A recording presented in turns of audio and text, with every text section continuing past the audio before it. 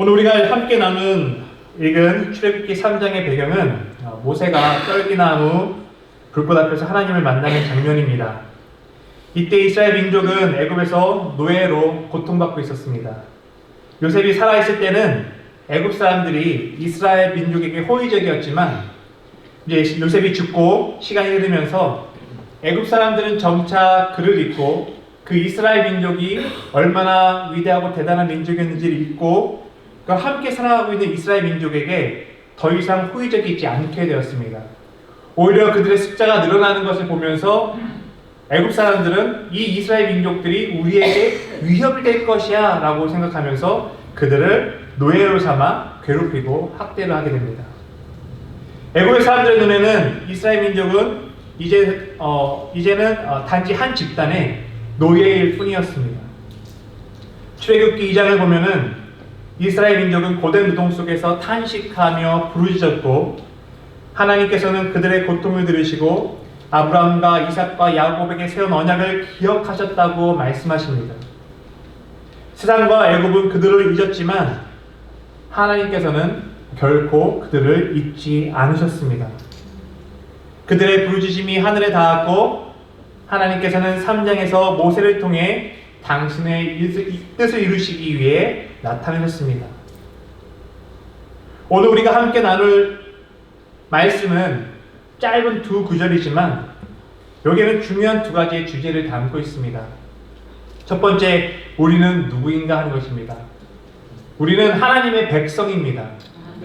그리고 두 번째는 하나님께서 당신의 백성을 어떻게 돌보시는가 하는 것입니다.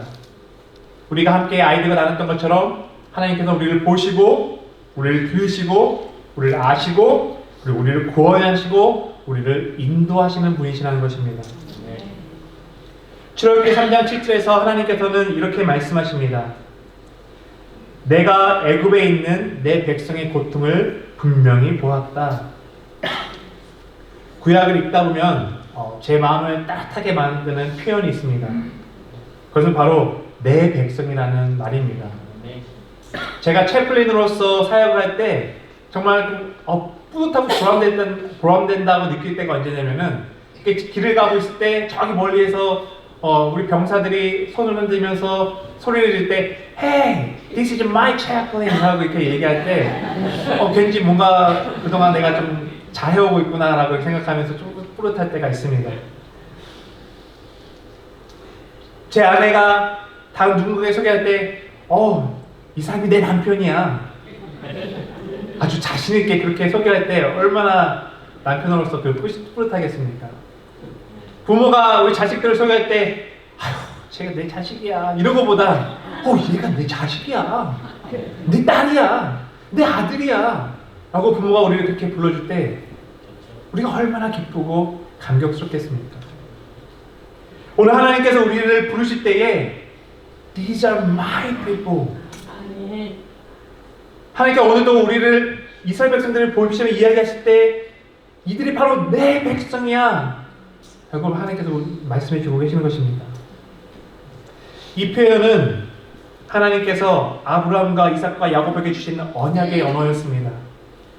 구약 전체에서 하나님은 내 백성이라는 표현을 계속해서 반복하시면서 하나님과 이스라엘 민족과의 특별한 관계를 보여주십니다.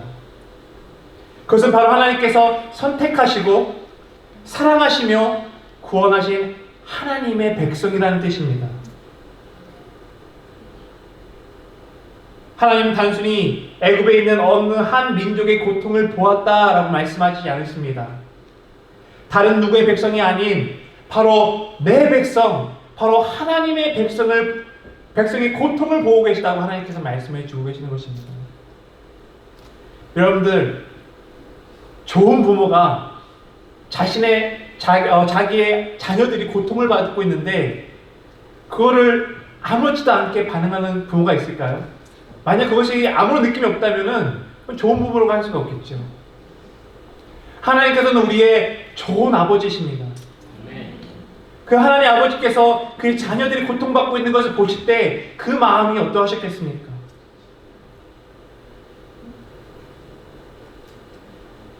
신명기 7장 8절에서 이렇게 이야기합니다.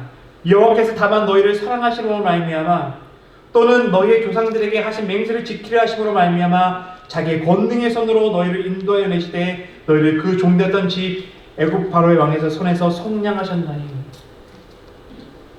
하나님과 이스라엘 백성들과의 관계는 그냥 하나님과 어느 한 민족의 관계가 아니라 사랑으로 이어진, 사랑으로 맺어진 관계였습니다.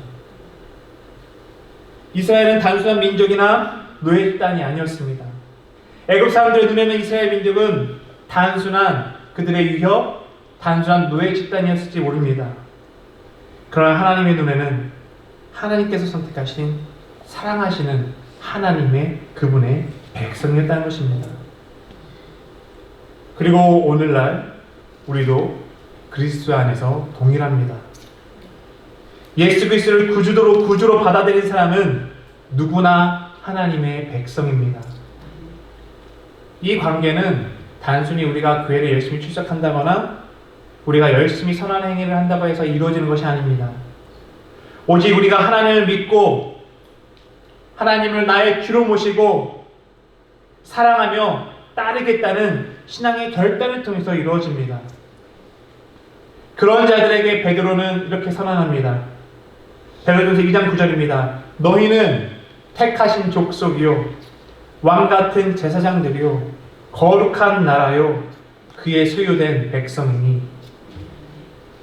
오늘 우리가 예수님을 믿고 예수님을 우리의 구원자요 주로 믿고 따르기를 결단했다면, 그리고 그렇게 살아가고 있다면 우리 역시 하나님의 백성이라는 것입니다. 그렇다면 하나님께서 어떻게 그의 백성들을 돌보신다고요? 하나님은 당신의 백성의 고통을 보시는 분이십니다. 7절 말씀입니다. 내 백성의 고통을 분명히 보고라고 이야기하고 있지만 여기 또 특별한 표현이 있죠. 분명히 보고. 하나님께서는 단지 먼 곳에서 단순히 그저 지나치듯이 우리의 고통을 보고 계시는 것이 아니라 우리가 지나가다가 그냥 어떤 동물들이 다쳐서 고통받고 있는 것을 아이고 다쳤구나 하고 그냥 지나가는 것이 아니라 긍휼 가득한 시선을 가지고 깊은 관심을 가지시며 우리의 모든 상황을, 우리의 처한 상황을 보고 계시다는 것입니다. 이 히브리 언어에서의 분명히 보았다는 이 표현은 아주 강렬한 관심을 나타냅니다. 하나님께서는 당신의 백성에게 일어나는 일들을 깊은 관심을 가지고 보고 있다고 말씀하시는 것입니다. 그렇기 때문에 우리들이 당하는 그 어떤 작은 어려움도 고난도 하나님께 알려지지 않은 것이 없다는 것입니다. 그 아무 누구도 나의 고통을 보고 있지 않아. 나 혼자만 이 고통을 가지고 고생하고 있고 고민하고 있고 아파하고 있어 라고 생각할지 모르지만 하나님께서는 여러분의 고통을 보고 계신다는 것입니다. 시편 31편 7절에서도 이렇게 이야기합니다.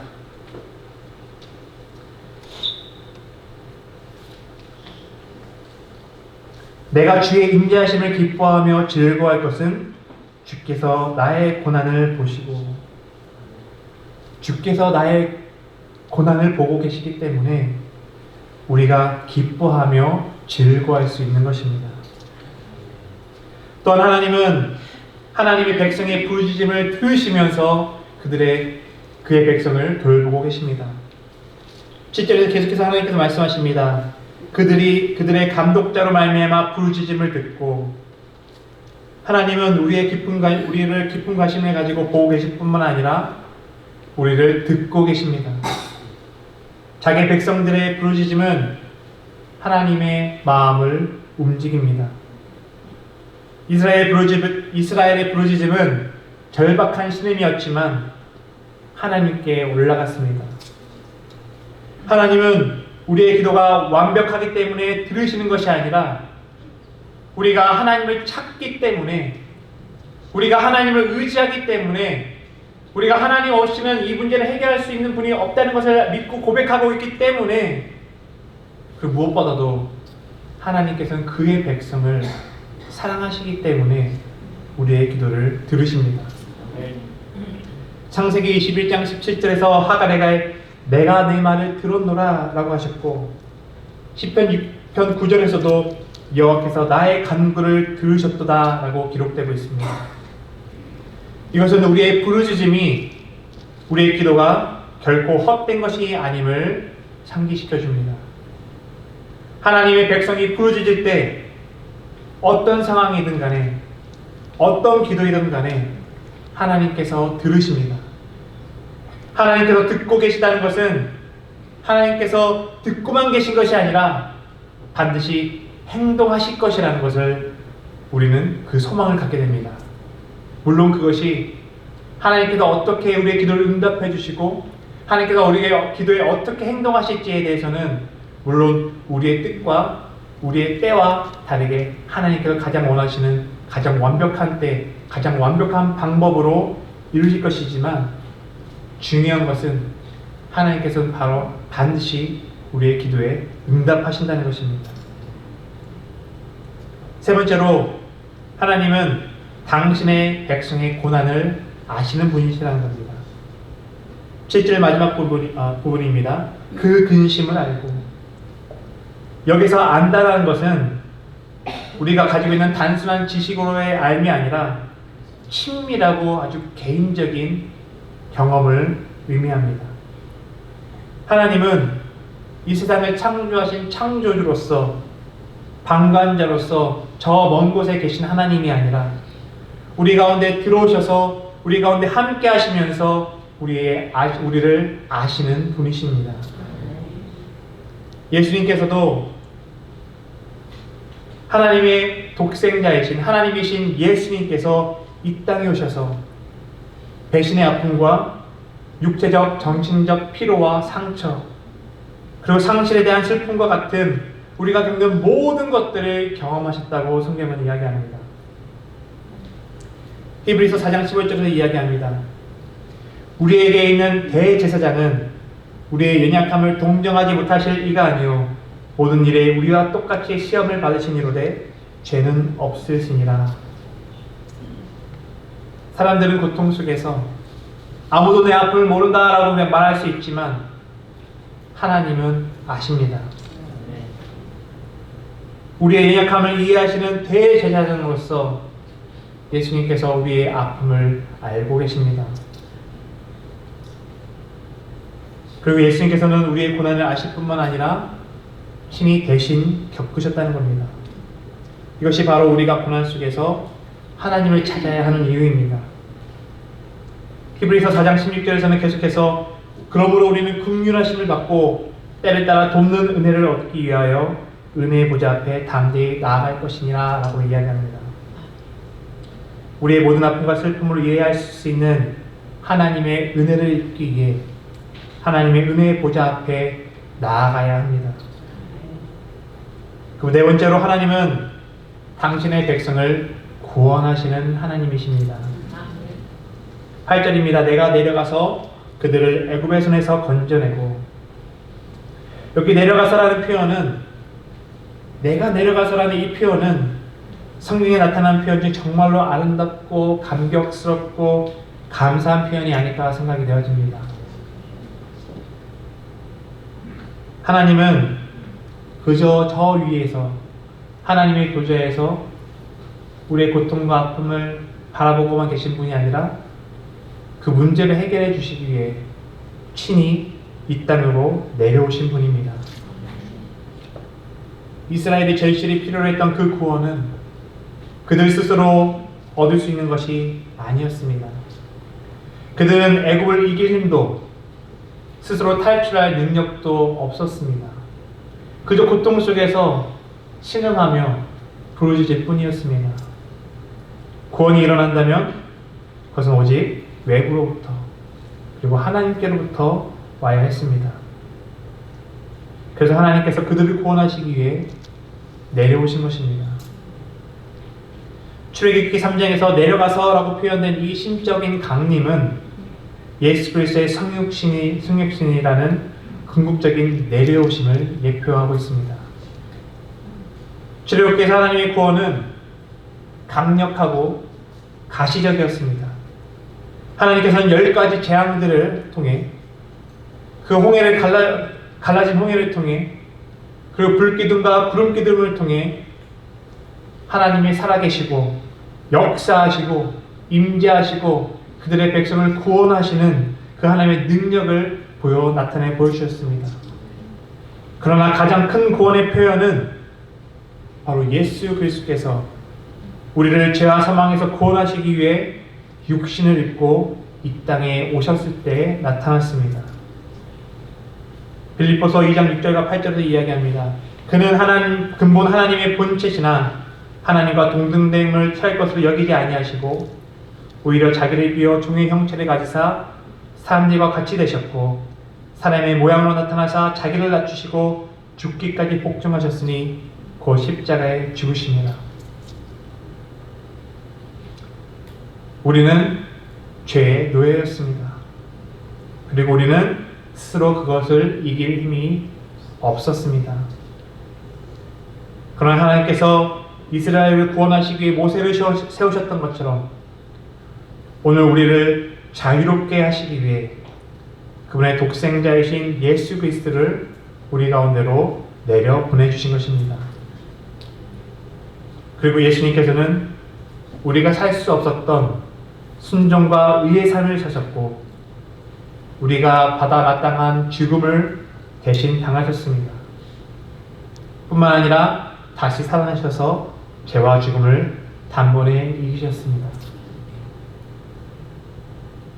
마지막으로 하나님께서는 당신의 백성을 약속의 땅으로 인도하시는 하나님이십니다.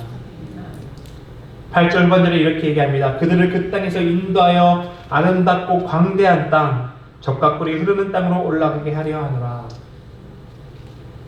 하나님께서는 이스라엘 민족을 애굽에서 구원하셨습니다. 그리고 그들에게 자, 이제 내가 애굽에서 너희들을 구원하여 냈으니 이제는 나머지는 너희들이 알아서 하도록 해라 라고 말씀하시고 그들을 내버려 두지 않으셨습니다. 하나님께서는 그들을 약속한 땅으로 인도하셨습니다. 만약 여러분이 하나님의 참된 백성이라면, 여러분이 그리스도께 속한 자라면 여러분은 결코 하나님의 돌보심 밖에 있지 않습니다. 하나님의 약속 밖에 있지 않습니다. 하나님의 임재 밖에 있지 않습니다. 구원은 항상 회복으로 이어집니다. 하나님께서는 예수 그리스도를 통해 단지 우리를 죄에서 해방해 주실 뿐만 아니라 예수 그리스도를 통해 우리를 풍성한 생명으로 인도하고 계십니다. 요한복음 10장 10절에서 예수님께서 말씀하십니다. 내가 온 것은 양으로 생명을 얻게 하고 더 풍성히 얻게 하려는 것이라. 하나님께서 말씀하시는 아름답고 광대한 땅은 현재 우리가 누리는 영적인 복과 그리고 미래의 영원한 안식을 모두 상징합니다. 그리고 그리스도 안에서 성도들은, 하나님의 백성들은 우리 안에 내주하시는 성령 하나님을 통해 이 선하심을 날마다 경험하며 살아가게 됩니다. 그리고 우리는 최종적으로 약속의 땅, 바로 새하늘과 새 땅을 고대하며 살아갑니다. 그리고 우리가 이 땅에서는 여전히 고통 가운데서, 어려움 가운데서, 약함 가운데서 신음하며 살아갈 수 있지만 우리에게 소망이 있으면 이 세상의 삶이 전부가 아니라 우리에게 영원에 약속된 영원한 생명, 영원한 나라가 우리를 위해서 예비되어졌다는 것입니다. 오늘날 하나님의 백성에게 이것은 정말로 귀한 소망이 아닐 수 없습니다. 성도의 구원과 소망은 단지 죄에서의 과거의 해방에 있는 것이 아니라 바로 우리에게 주어질 미래의 영광에 있습니다. 비록 우리는 지금 육신을 입고 여전히 죄 가운데서 씨름하며 죄를 이기면서 그 고된 싸움을 하며 살아가고 있지만 예수님께서 다시 오신 그때에 우리가 하나님을 마주대하며 섰을 때에 우리를 영광스러운 옷을 입히시고 우리가 죄와 슬픔과 그런 여러 고난이 없이 영원히 기쁨 속에서 영원히 하나님과 안식하며 살 것이라는 그 소망이 우리에게 있기 때문에 오늘도 우리는 어려움 가운데서도 믿음을 가지고 살아갈 수가 있는 것입니다. 그것이 바로 하나님의 백성이라 부름을 받는 우리에게 주어진 큰 소망이 아닐 수 없습니다. 애굽 사람들에게 이스라엘 민족은 그저 노예 집단에 불과했습니다. 그러나 하나님께 그들은 하나님의 자녀요 백성이었습니다. 지금 이 세상을 살아가고 있는 우리들은 이 세상에 있어서 그냥 별 볼 일 없는 존재일 수가 있습니다. 그러나 하나님의 눈에는 우리는 하나님께서 선택하신 그리고 사랑하시는 귀한 자녀요 하나님의 백성이라는 것입니다. 그리고 오늘도 하나님께서는 지금 이 순간에도 여러분들을 보시며 말씀하고 계십니다. 아니 이 말씀이야말로 오늘 하나님께서 여러분들에게 다시 한번 들려주기를 원하시는 말씀인 것입니다. 너희들은 내 백성이다. 그분은 우리의 고통을 보십니다. 우리의 부르짖음을 들으십니다.